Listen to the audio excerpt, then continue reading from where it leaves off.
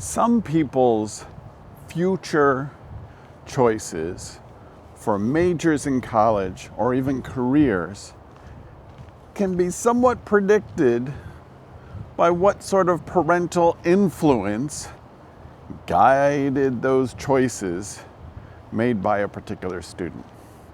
For instance, my oldest, her name is Geneva, she is the daughter of someone who's taught at UC Davis for 36 and a half years. Maybe I've mentioned that already. And she has a brother with significant special needs.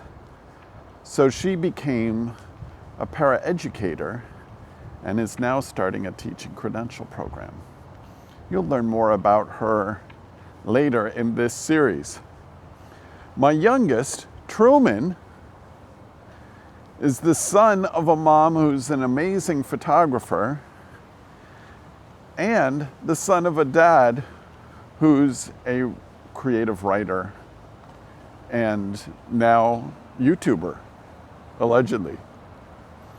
Well, Truman is studying creative writing and filmmaking at Ithaca College. He's going to earn a BA and a BS. Impressively.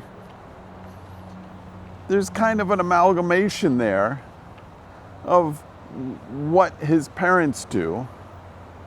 It should also be noted that his grandfather was a famous theater and film director.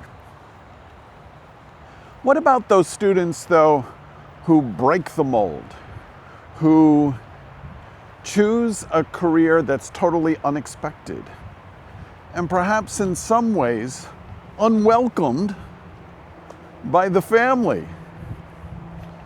Well, earlier this year, I taught a student named Sasha.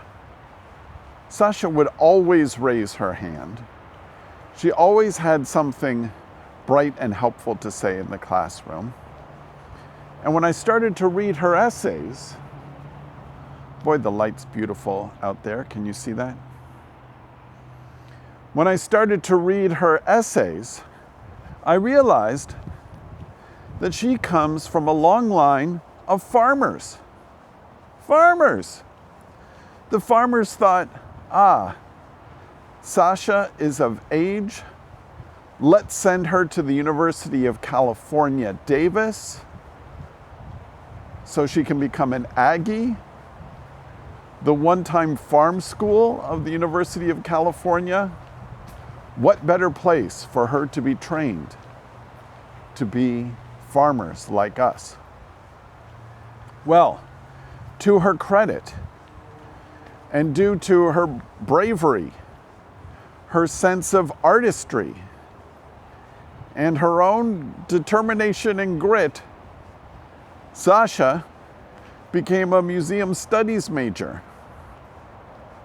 She wrote these wonderful essays about museums that she's visited, museums that she'd like to run, museum exhibits that she'd like to curate. She did not learn this from home in the way that my kids learn things from home, from my wife Kate and me. No, she found her own spark. She found her own way, and it was not the family way. Good for you, Sasha.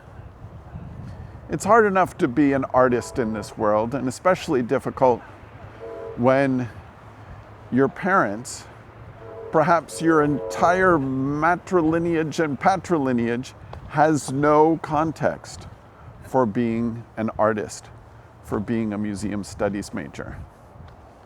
Good for you for plotting your own course. And good for you for doing so well in our writing and fine arts class. It's students like these that remind me of the sort of bravery and grit and individuality that we all need to embrace if we're going to follow our dreams and do fulfilling work.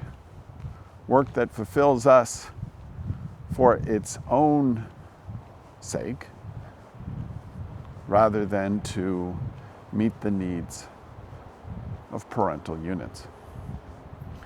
My name is Dr. Andy, and this is a series of videos about what I've learned from 365 students as I count down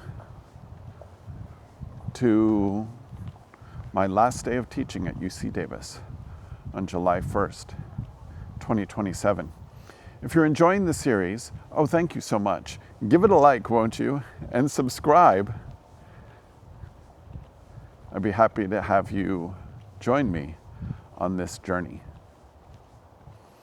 If you're looking for another video, check out what the YouTube algorithm says you'll enjoy. I'm sure it's correct. I'm probably obligated to say so. Bye-bye.